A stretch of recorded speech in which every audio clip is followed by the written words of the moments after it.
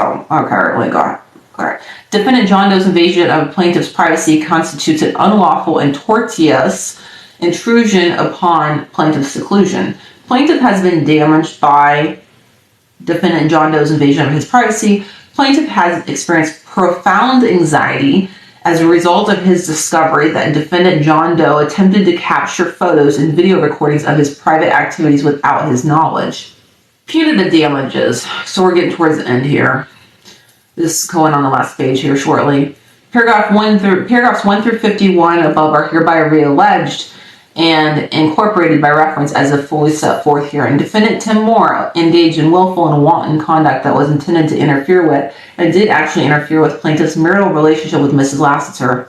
Defendant Tim Moore and defendant John Doe engaged in malicious and willful and wanton conduct that was intended to interfere with and did actually interfere with plaintiff's property rights and his right to privacy. Defendant Tim Moore had actual knowledge that Mrs. Lassiter was married to plaintiff, notwithstanding the fact that Mrs. Lassiter and plaintiff were married to each other. Defendant Tim Moore willfully pursued a redacted explicit information relationship with Mrs. Lassiter for his own gain and with reckless disregard of the destruction he was causing to plaintiff's marriage.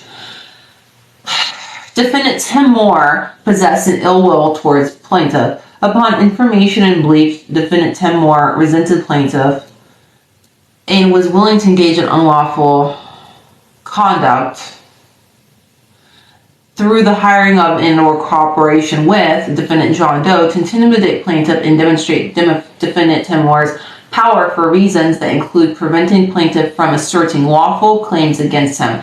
Additionally, defendant Tim Moore was furious at plaintiff because he believed that plaintiff's pursuit of his lawful claims against defendant Tim Moore could thwart defendant Tim Moore's political ambitions.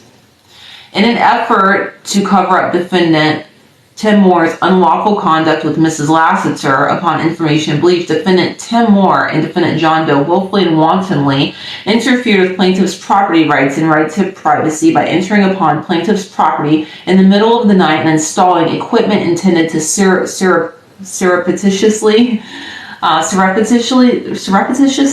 record plaintiff's private actions in his home. The actions of defendants described herein above were malicious, willful, and wanton, atrocious, and with reckless indifference to the rights and well-being of plaintiff. Plaintiff is entitled to recover punitive damages from defendant Tim Moore and defendant John Doe in accordance with North Carolina General Statute, and then it's listed what the statute is. Okay, so that is it. I'm done. I've covered it as much as I'm going to cover that. If there are more developments in this case, I will cover that as well. These are allegations. This is a pending complaint, also known as a lawsuit in Wake County, North Carolina, against House Speaker, North Carolina House Speaker. The people, the John Doe has not been identified publicly and has not come out publicly that I'm aware of last I checked. I'm checking like the news on this constantly, like literally constantly. And so I'm very curious to see what updates are. I'm very curious to see what more does or doesn't happen with this. I'd love to see the allegations that are being made comprehensively investigated from all possible angles by the relevant authorities. I hope that will happen, but I seriously doubt it. I'll be really honest with you. I just don't trust the American legal system, and I really don't trust the North Carolina state legislature, and I haven't. The North Carolina legislature, my view of it is, and my view of North Carolina is, it's largely been a good old boy system. And I see signs and symptoms that that's changing, and I really hope that it does. To be clear, I have no party affiliation. I'm not affiliated with the Republican Party or the Democratic Party in any way, shape, or form. I've said on my social media many a time that I really disagree with the polarizing nature of politics in America. I find it to be toxic and poisonous. So I'm not affiliated with any political party. I feel like we need to get away from this two-party system and kind of branch out, and this whole us against them mentality and just the toxic, divisive, contentious nature of American politics is extremely problematic. And I don't trust it. And like I said, I have no party affiliation.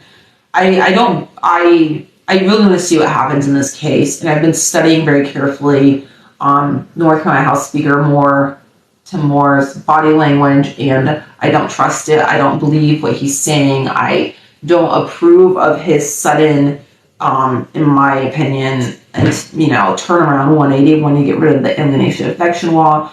I previously was really against the alienation affection criminal conversation law. I really felt like it was against, because of the way it was created over 200 years ago, was about really oppressing women, essentially.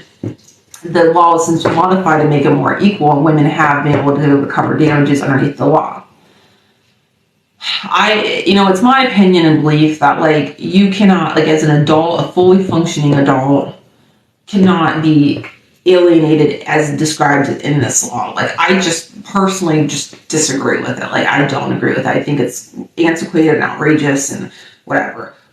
But whatever the case, I really have conflicted feelings at this point about the alienation affection law in North Carolina and criminal conversation related law.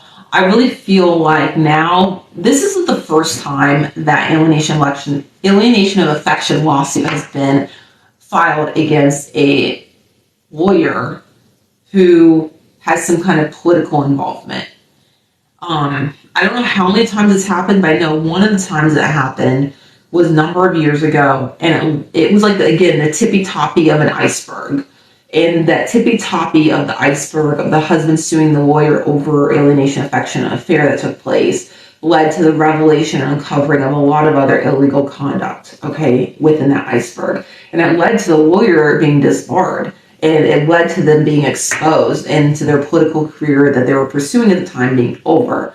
So this law is very strange law. It's very unique laws, and it has really evolved, and its evolution in recent years appears to be one where it can be very successfully utilized to potentially uncover and expose people that have been doing things they shouldn't be doing in positions of power.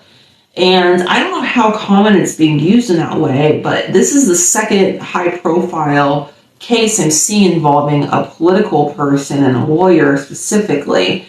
Again, these are all allegations. It's not been investigated at all, to the best of my knowledge, but I am keeping up with the news, and I will be paying close attention to what happens moving forward. But as of now, I don't think I want the alienation of affection criminal conversation laws repealed at all, especially since House Speaker Tim Moore wants that. I really don't want that. I don't want that at all. And if it wasn't for these laws, this lawsuit would never have happened. All these allegations that's not out in the open for you, I, and the whole world to see would never have come to light, most likely. So for that reason alone, I really don't want to see the repeal of these laws. All right. Bye.